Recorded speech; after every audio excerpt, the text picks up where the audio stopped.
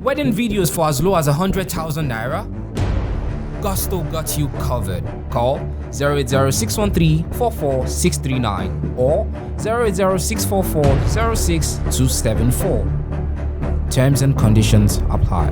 You're welcome, guys, to Gusto Reaction. It's a beautiful Friday out here. Love music are out. So most of the reaction you are going to be seeing today will be probably hit or miss reviews of songs that dropped. Big Lala sharing his takes and everything. One of the albums or project that dropped today is from BasketMouth. Lala, if you have an opportunity of going into music without singing, would you grab it with your full hands? Of course, now everybody wants to own content these days, and if you have the means to easily own content, not by payment, just by knowing people that are influential, connect, grab beats, make your content, have a catalog out there and earn some money. So are you saying that you are in full support of what BasketMouth is doing? Not necessarily. I'm an advocate of let the creators create their music, let them be part of, let them do their things, let them connect, let them own their own content. If I'm going to be a composer or a lyricist and I want for example, to own content, I want to be the one who's created it or who's paid who created it. Maybe the writer or the composer, whoever's idea it is, you get.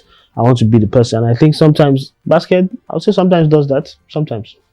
Sometimes. Anyway, he dropped the first one, which was like the announcement to tell you that Motide for this music industry. Yabasi, the album, which had 10 tracks: Duncan Mighty, Oxlade, Waje, Files, Buju, Chike, Umobili, Bosses, Amili, Flavor, Bears, Papa Benji. Which would you say are your topics from this one? Well, Papa Benji was nice. The one with the cavemen was nice. Which one did I enjoy? I can't keep myself. Yes, keep myself with Oxlade and Show Them Come. That was one of the singles they released before then. I think overall Yabasi was really nice. A lot of people enjoyed it. It had enough of high life feel, and I think that was the X factor there. Was it a good debut album from BasketMouth? Of course, it was quality. One of the advantages that some of these people can have is they are able to combine artists, right? Even if the artists don't see the vision of, let me do a song with this guy. These guys are able to, this guy will sing. They play the role of a major A&R who's coming together for an album, right? And that's exactly what BasketMouth is doing. He goes, this guy will be dope with this guy. Who would have thought that a Tubaba and a Black Bones would be on a track together and sound out nice? So that's one of the positives that Okocha Bites brings to the table. And a Black Bones on a track, that one made it to the new album, Horoscopes, BasketMouth Sophomore album, also produced by Dr. Seth, who produced the previous album. Now this album has 9 tracks from the previous one that had 10. Have you listened to the album? Yes, I have. So what's your review before we go to your topic? So basically, the album was nice and cute. It was 9 tracks, straight to the point. It was cute. Dr. Seth was a bit different on the production. The first one, Yabasi, had a lot of high life feel. This had a lot of Afro fusion and Afro pop records. It wasn't targeted at high life. Right? I think they know that people enjoyed that beat, but there was a lot of limitations. It wasn't getting the much needed appraise outside of people who love high life, and then they went a different route with this. In terms of your picks, my top records, the first one that first took me out was the one with Peruzzi, Selowi. I think Selowi, it shows a bit of what Peruzzi can actually achieve if he puts his mind to it. If he's not, let me not go there, but if he puts his mind to it, I think that's fine. Trouble we heard already, and that's one of the top picks with Tubaba and Black Bones. The track with Cavemen again, really nice one. Fouls was good on Leave Me and Ricardo Banks. I enjoyed it. There was a bit of similarity. You would think he was on track 9, Assembly of Gods, but it's actually Magneto who was on there. He was sounding like Fouls, and that was actually nice as well. The track with Oxlade and Efia, not because of what happened with Oxlade though, but I listened and I enjoyed it because what he was saying.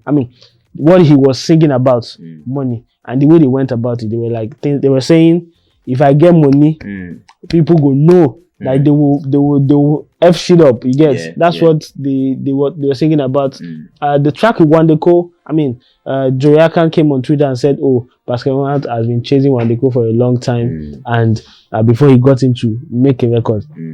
I feel the song could have been better. Anyone who listens to that track with Wandeko would listen. Yeah, listen. If you listen to that track with Wandeko, you will just. Your mind will just go back to the criticism of Wandeko as an artist. Talented guy, good hook maker, but sometimes he can, yes, you can use that word, he can be lazy when it comes to writing proper songs. Hooks, once in a while we enter. In fact, maybe twice in a while we enter. But you cannot take away the importance of writing proper songs.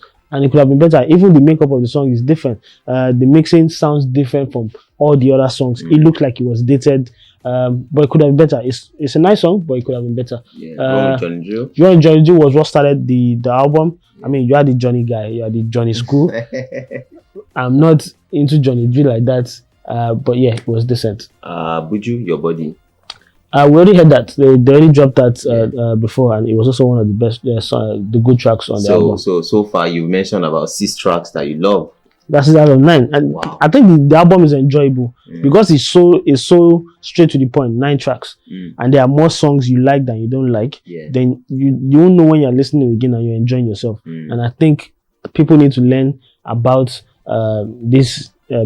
How to make albums like this, 9 tracks, 10 tracks, rather than give us 17. Only a few people can give us 17, 16, 15 and kill it. And their names, I don't know. I don't know if you count them with all of them for here. And don't ask me who. So can you say that Dr. Said actually delivered on this one? Or Basketball could have probably bring in 1 or 2 other producers? Yeah, I think for being for uniqueness, and maybe for example, being diverse, you can have other producers show a bit of their self on these records. Maybe they could have gotten the best out of several of these guys, rather than Dr. Seth producing the whole thing. It's a big shoot to fill in. I was going to say that some artists enjoy working with some sort of producers than others. Yeah, and even some producers, the kind of instrumental they bring forth to you gives you the different kind of inspiration. And I feel they could have. Dr. Seth, although a good producer, he's tried his thing with a few of Big Brother. They came up together. Now he's getting known out there with his work with BasketMouth, right? But he's not at that level yet. Make no vex. I think BasketMouth, if he's going to make another album, please get more producers on there and be diverse with it. Alrighty, so finally before we go, is this one a hit or a miss? Also drop your ratings. I think it's a good album from BasketMouth. Certainly not a miss. You definitely enjoy listening to it. It's a hit in the sense of the word. I think it's a very good album. Yeah, and I think I'll leave it at that. Very good.